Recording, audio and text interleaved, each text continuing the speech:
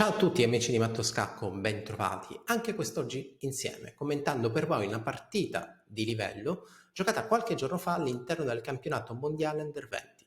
Tra i protagonisti di questo torneo, nuove promesse, coloro che magari negli anni a seguire saranno i primi 5, 10, forse un campione del mondo. Sicuramente nella lista di partenza l'attenzione mondiale è andata su un giocatore, il famosissimo Hans Niemann, che quest'anno nel 2023 ha fatto tanto parlare di lui che all'ultimo turno con i pezzi bianchi affronta un grande maestro russo di nome Nestorov.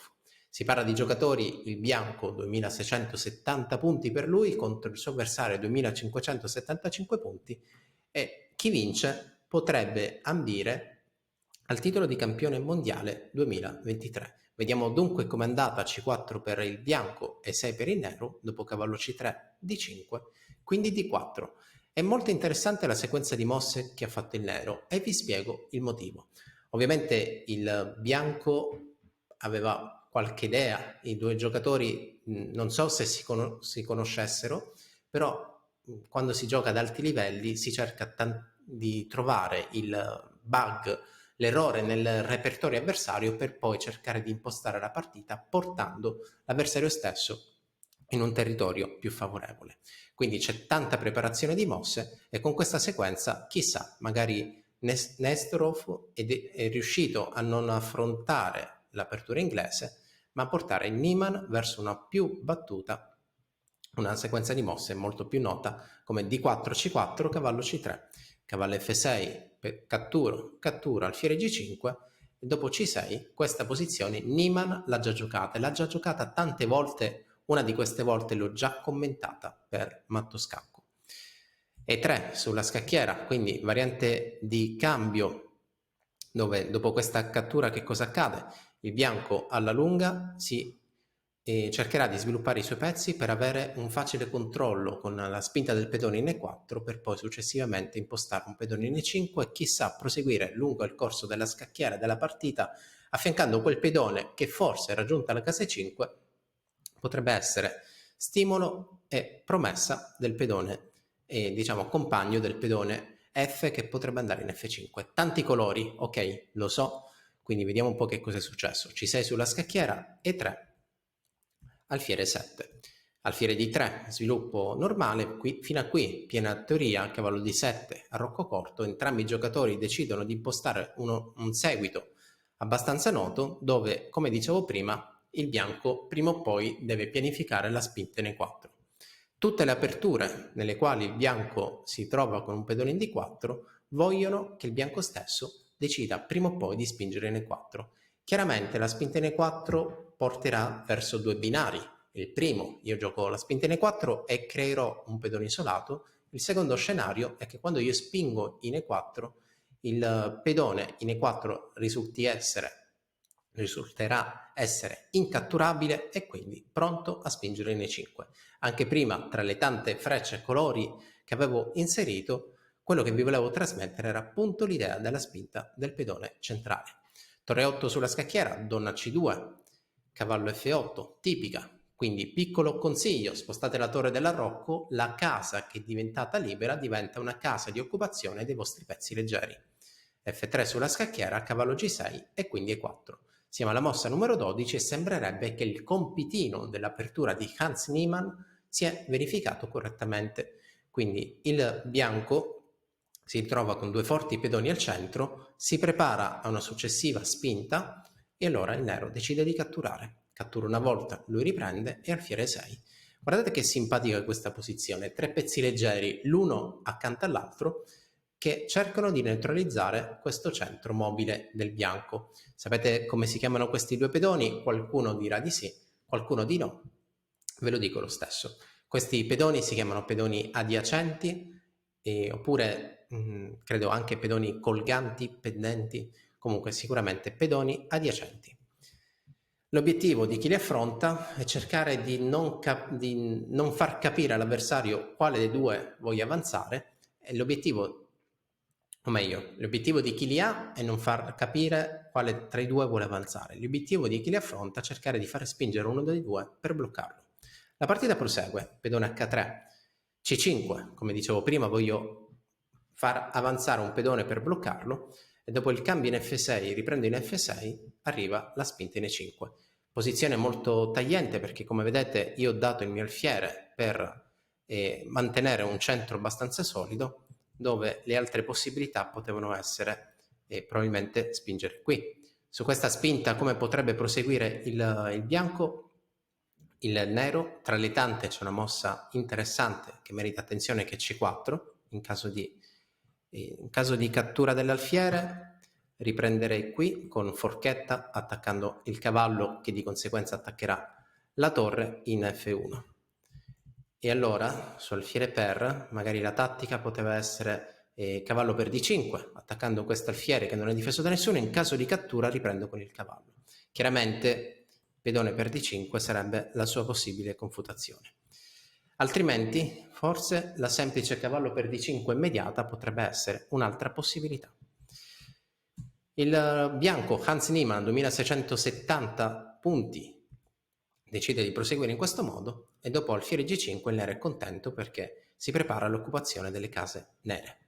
Alfiere G5, D5 conquista il centro, alfiere D7, lo squilibrio dice il bianco ha due pedoni fortissimi al centro della scacchiera, ma il nero è la coppia degli alfieri. E tra l'altro questo pedone è da vedere se è così forte, perché attualmente non è difeso da nessuno.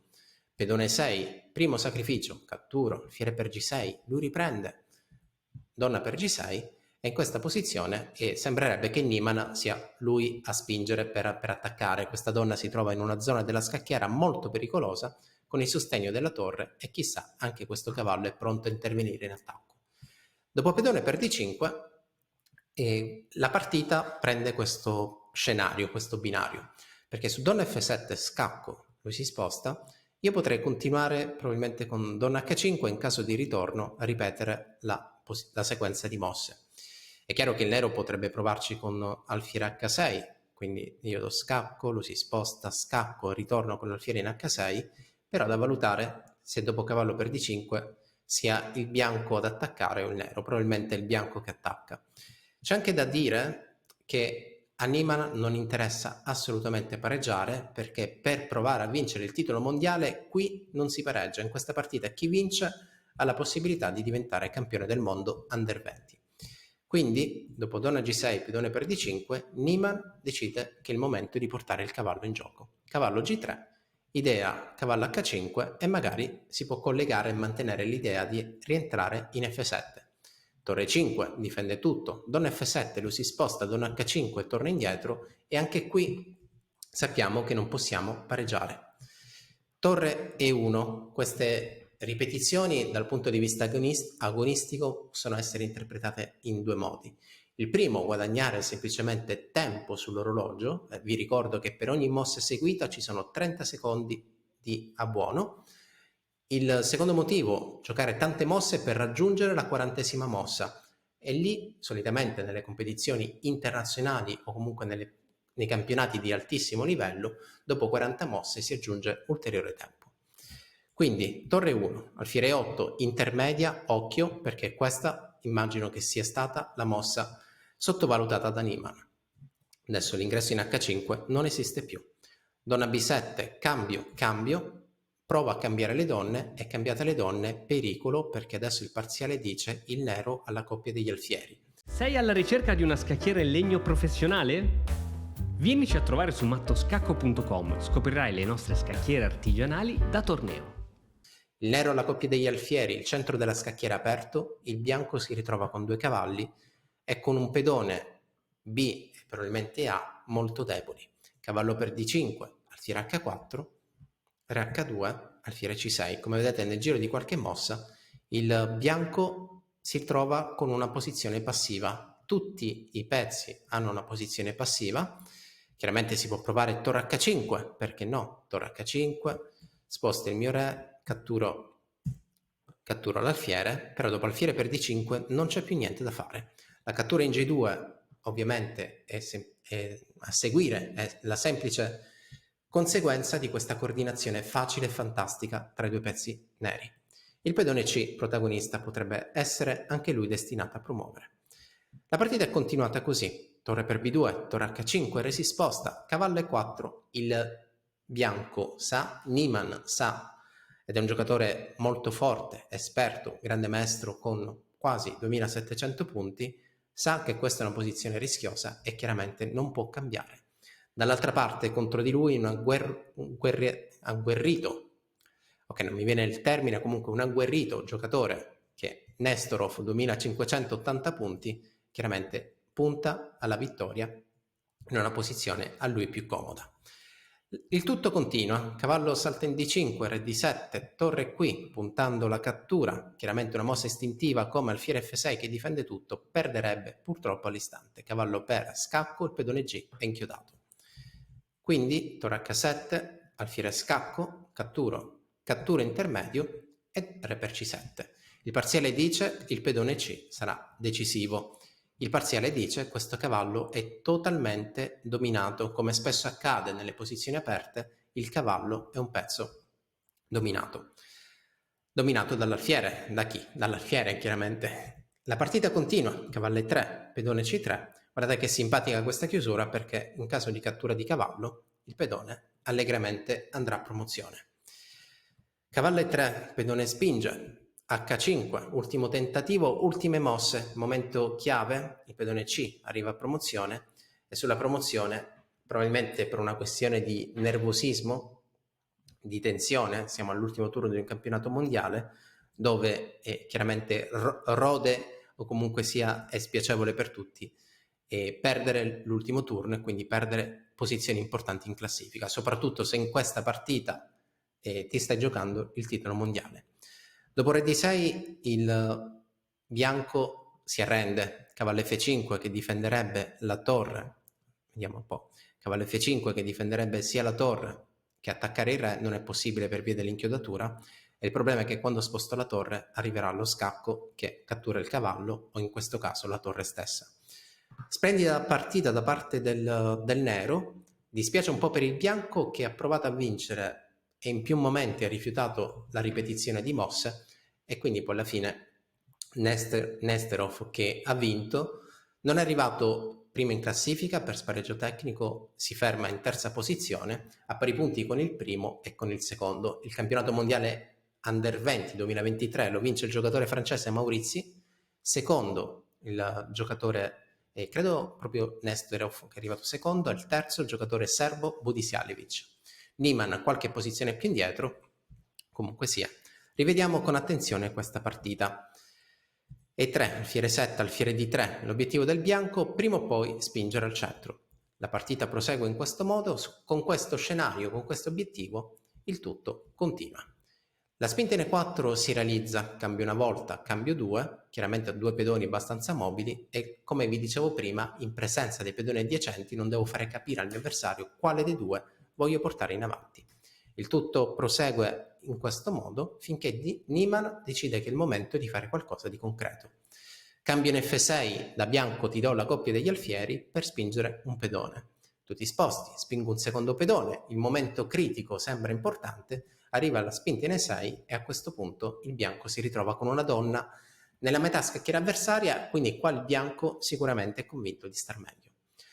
Dall'esterno effettivamente sembra che il bianco stia meglio e dopo pedone per D5 ci poteva già essere una ripetizione di mosse che non serve a nessuno, sicuramente non servirà al bianco giocatore creativo e ambizioso che voleva puntare alla vittoria del torneo.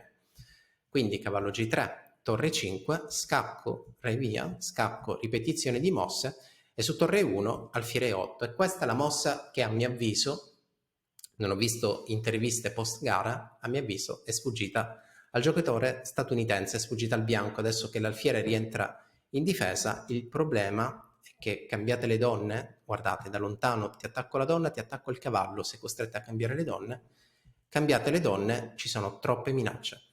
Cavallo per D5, adesso il giocatore russo è stato veramente bravo perché nel giro di qualche mossa limita tantissimo i pezzi bianchi. Attacco il cavallo, dietro c'è una torre, difendo. Alfiere C6, ti attacco il cavallo, dopodiché la torre difende, torre per B2, questo cavallo è inchiodato. La partita è continuata così, torre H5, re si sposta, cavallo E4, alfiere D8. I due cavalli che si difendono tra loro si tolgono spazio a vicenda e i due alfieri in una posizione aperta ballano e danzano tranquillamente, possono un po' fare quello che vogliono.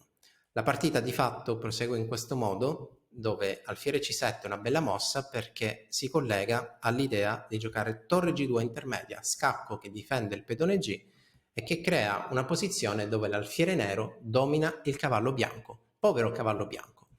La partita continua, pedone C allegramente va a promozione con il sostegno dell'alfiere della torre, chiaramente è intoccabile, non si può catturare la torre per via della promozione, però si sa che a fine partita e a fine torneo, magari un po' per delusione di quanto si è ottenuto, il bianco ha giocato un po' di tutto per tutto e purtroppo questa situazione non si realizza perché il nero è stato veramente preciso e con la tecnica che spesso appartiene ai giocatori dell'Est non ha dato alcuna possibilità. Dopo Re 3 la partita si conclude, la torre deve andare via, interviene la donna, Vf2 o Vd4, il cavallo è inchiodato, si perderà il cavallo e a questo punto non resta che stringersi la mano, Nesterov vice campione mondiale, Niemann fuori dal podio.